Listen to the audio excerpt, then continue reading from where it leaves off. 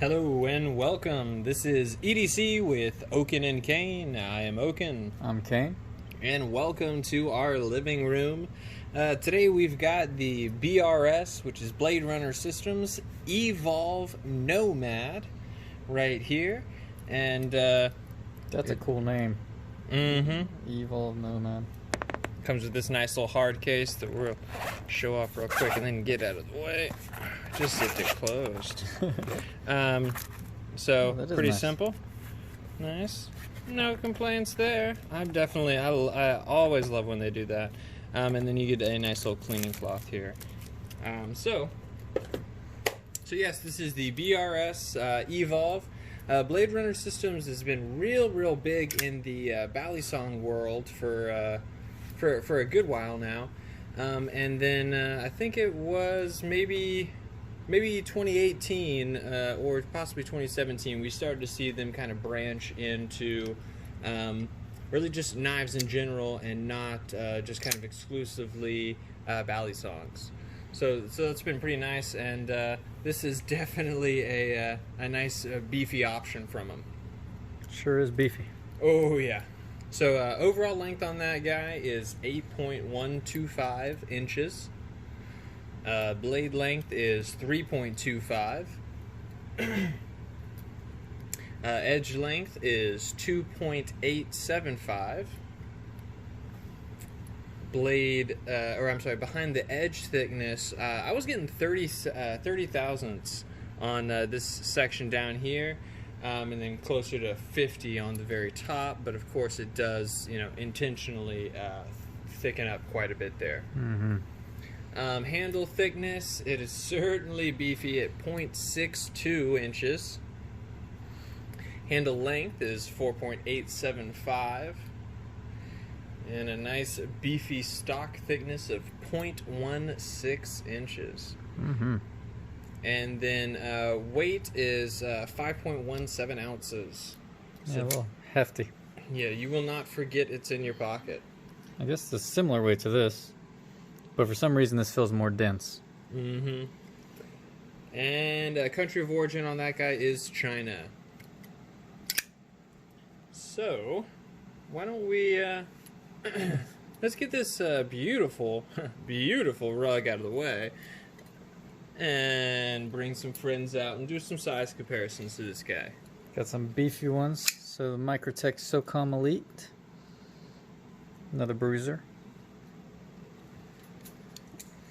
We've got the Spyderco Yojimbo 2, which is another pretty beefy knife. Rat Model 1.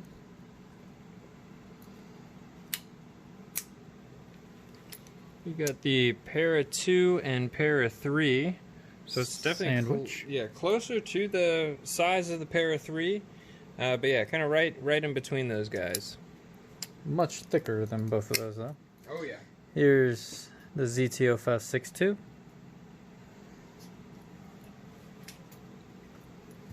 The CRKT poop knife here. A few more ZTs. ZT0393. This is the glow carbon version. With a sandwich. ZT0850.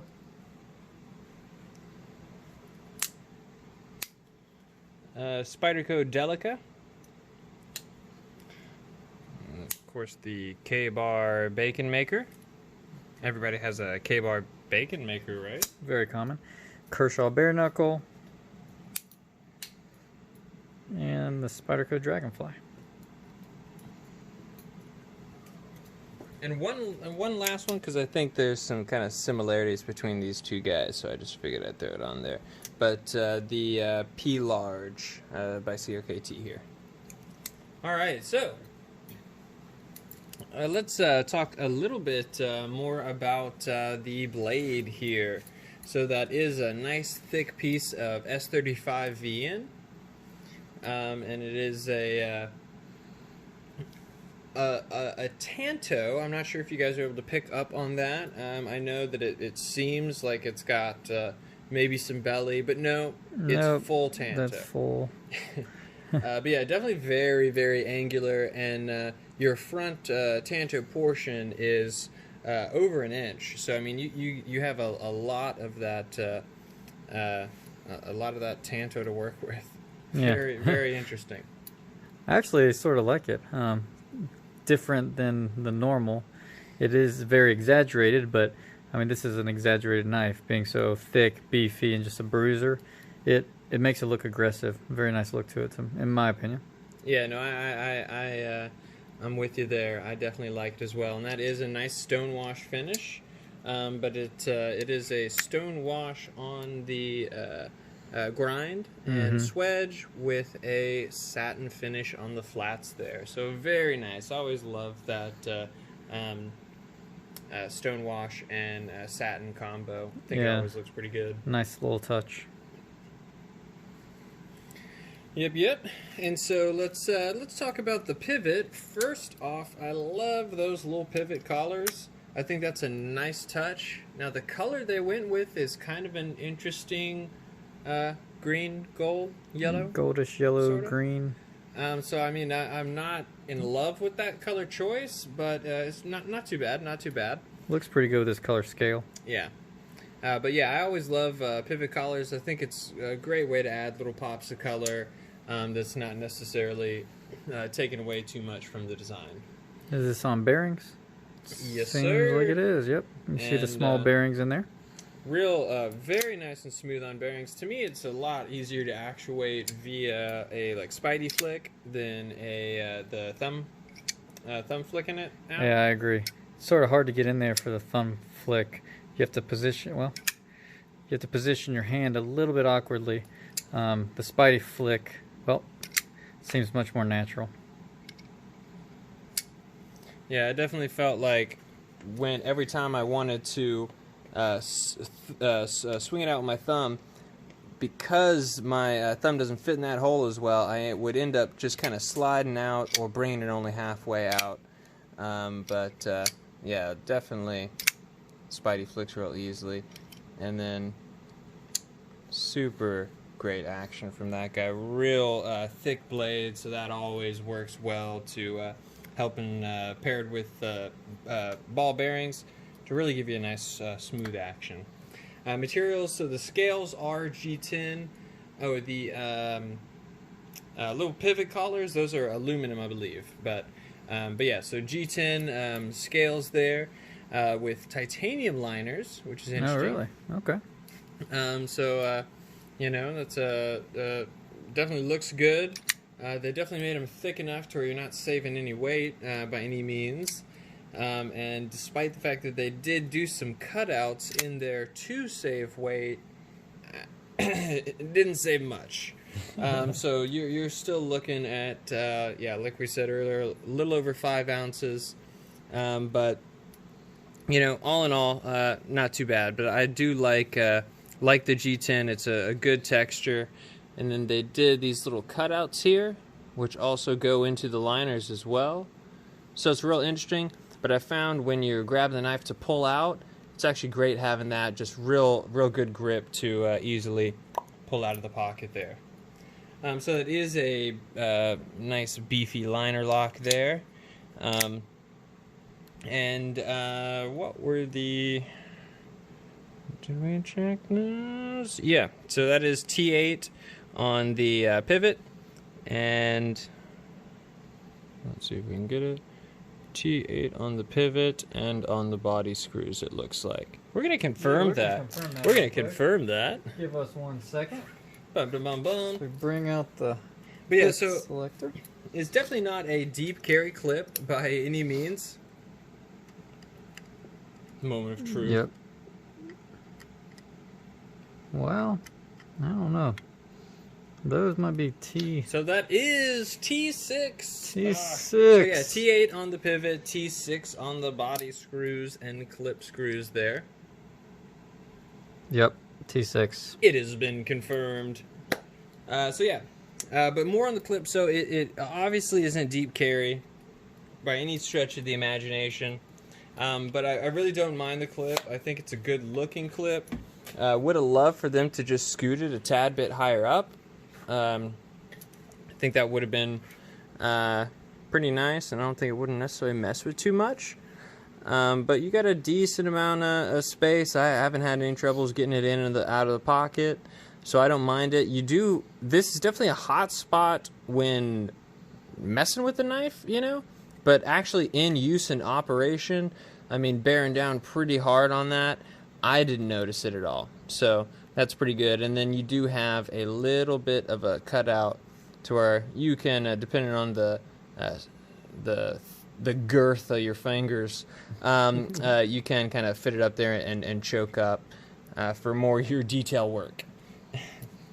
Yeah, and the same with me, that it didn't bother me too much. It would be nice if it was a deeper clip, but this feels more like a bruiser knife, just beefy. You can use anything, just abuse it, and it seems like it would handle it very well. So the clip actually didn't bother me too much. And let's get some assistance from the pocket simulator here to really see how much is sticking out. Pocket simulator, boom. So I mean, you got a hefty chunk sticking out, that's for sure. Yeah, let's compare that to, like, let's say the Rat Model 1. Yeah, so it is a pretty good bit sticking out. So definitely pretty good sticking out, and then also being at the thickness that it is, you definitely feel it in the pocket. Mm-hmm. You know, but being having no flipper tab or anything, you don't have too much that's really getting you caught up on. You don't hit the jimping or anything. So not bad. I don't mind it, but certainly you're not gonna go to the gym in some gym shorts, rocking this guy in your pocket, you know. And if you are, you're gonna be aware that it is there, every single step. but yeah. So yeah, great knife, very very burly, but maybe not the best for lunges at the gym. Design and execution. So this is once again by BRS, but they did a collaboration with Steve from Nova Blades, and yeah, I think it came out well. I'm not too familiar with a lot of Nova Blades, so I don't know a huge amount about them, but I can go ahead and tell you that, you know, I think they did a good job putting something out that is a little bit different from a lot of things on the market. Nice and beefy, but also not being, you know, some big 4-inch or 5-inch blade that might just not make a ton of sense for a majority of people, or might not be able to carry for legality reasons. So I do like that. I agree. I like how they executed the blade with the stone wash and the satin finish on the flats. The pivot color is nice. The G10, I do like the color that has a nice amount of grip to it. I do like these little design cues that did carry over into the titanium liners, which is nice. I like the Tonto blade. I'm not a huge fan of a ton of Tontos, but this one, yeah, it's not too bad for me. It looks very aggressive. And the action is actually pretty good. I do prefer to flip it, Spidey flick, opening it, but otherwise, yeah, not too bad. It is a little bit thick and a little bit heavy for my taste, but if you want a bruise or something, you can just, use on the weekend, beat it to death. I think it'd do very well. Yeah, and so, I mean, for me, I think it's a pretty good value. These come in at about $120, and really not too bad. I mean, I do think you're getting a lot of nice features as far as a nice, good, thick chunk S35 VN, but also, just the little fine details of these little cutouts here, and just kind of a little bit extra attention to detail. Oh, here we are. And certainly no skipping out on thickness. Everything that could be thick on this guy is real thick, beefy, burly, any other girth-related adjectives you can think of. But really like it, and for $120, I think it's pretty good. I'm not going to complain about that. Is it necessarily my style of knife? Not particularly. So for me, I don't know if I would, if that 120 is worth it to me. But is this 120 worth a knife? I would say so. Yeah. Yeah, it definitely piqued my interest as well. I probably would have picked one up to just try it out, just because I think it is sort of cool, a little bit different than the norm. But now, you know, I've gotten a chance to hold it and play with it. I'm not sure I would definitely buy it at 120, but it's something I was definitely interested in trying out. Yeah, and if you like the design, you know, I would say go for it. Because if you really do like that sort of tactical, ultra thick, real aggressive Tanto, I mean, it does all that, executes it well, and is something still relatively unique. You know, not a whole lot of people are familiar with BRS or some of their non-Balisong offerings. So, yeah, that's all we got, guys. Yeah, appreciate you tuning in and coming by our living room today, but it's time to go home and have a good one. Oh, there's a nomadic joke there somewhere, I swear.